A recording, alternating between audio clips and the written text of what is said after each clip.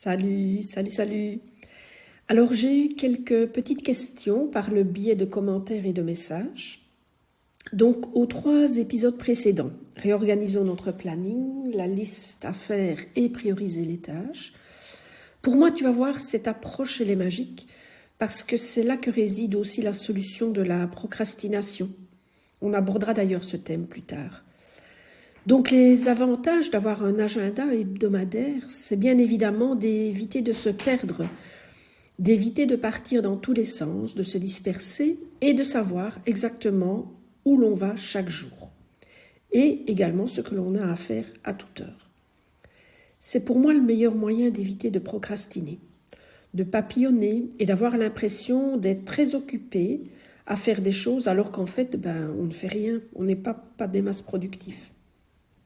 Ce qu'il faut savoir, c'est que très souvent, lorsque l'on se retrouve seul, on va se dire « Oh, bon, aujourd'hui je vais faire quoi ?» Et puis, on se laisse happer par-ci, par-là, parce que l'on a à la maison à faire une machine, tant qu'on y est, aller promener le chien peut-être. Et puis voilà, la journée, elle est passée, on n'a rien vu.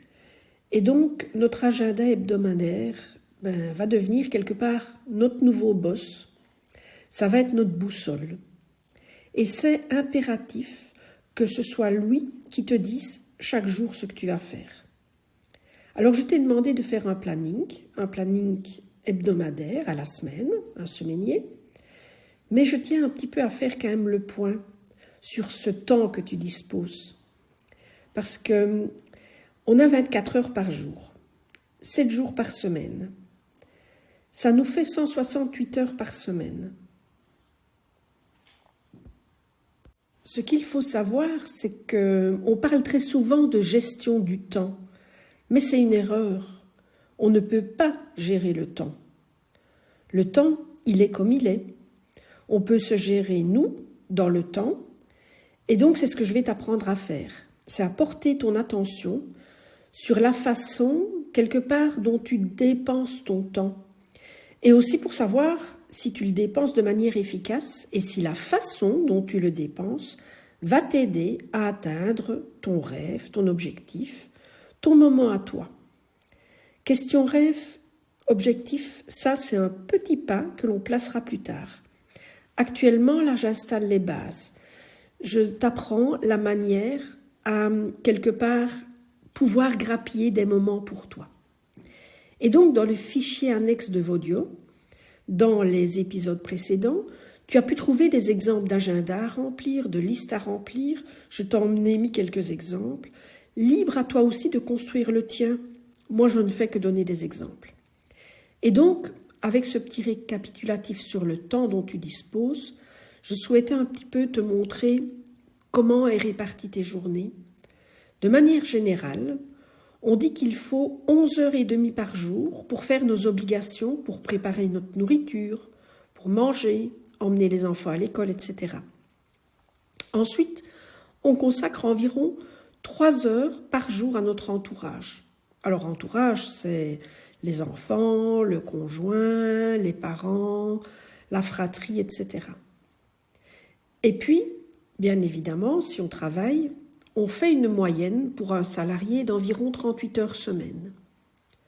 Lorsque l'on additionne tous ces horaires, donc 11h50 multiplié par 7 jours, on est presque à 80. 21 heures à l'entourage, puis 38 heures de travail. Si on soustrait tout cela des 168 heures disponibles, il nous reste environ 28h30 de disponibles. Ce sont les heures que l'on pourrait se consacrer. Après, c'est clair, il faut peut-être ajouter des heures de trajet pour arriver au boulot. Si tu as un temps partiel ou si tu n'as pas d'emploi, évidemment, ce sont les 38 heures que l'on a soustraites que tu dois rajouter. Donc finalement, on s'aperçoit que l'on peut avoir beaucoup de temps pour soi, si on les répartit correctement. Alors oui, tu vas me dire, ce sont des calculs que l'on peut dire d'apothicaire. Mais ici, moi, je souhaite que tu prennes conscience, que tu visualises le temps que tu peux dégager, c'est-à-dire jusqu'à 28h30 par semaine. C'est pratiquement un temps de travail complet, donc le temps de faire des choses. Si en complétant ton plan hebdomadaire, tu t'aperçois que tu as peu de temps, la liste construite à la façon de la matrice Eisenhower va te permettre de trouver une façon de faire du temps. Là, je te donnerai encore des trucs et des astuces. Donc, avec tes crayons de couleur ou tes stabilos, tu colores les plages horaires qui sont déjà prises. Et par qui ou par quoi? Tu as logiquement attribué un code couleur. Et là, ça va te sauter aux yeux. Tu vas voir ta semaine en mode temps. Moi, ce que j'ai envie, c'est que ton cerveau prenne conscience de certaines choses. Tu vas réaliser le temps que tu as pour toi, le temps que tu consacres aux autres ou à ton boulot, à la communauté et ainsi de suite. Dans les prochains épisodes, nous allons voir comment répartir son temps et en gagner.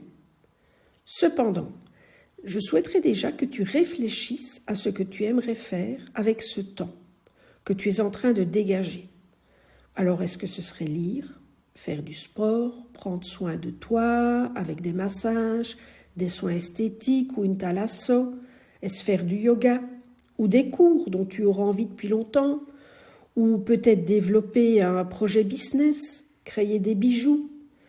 Commence déjà dans ton cahier la liste de tes rêves. Et laisse-toi porter, fais-toi plaisir. No limites, vraiment no limites. Aujourd'hui, j'aimerais t'offrir cette citation d'Henry James qui a dit « Il est temps de vivre la vie que tu t'es imaginée. » Ciao, ciao.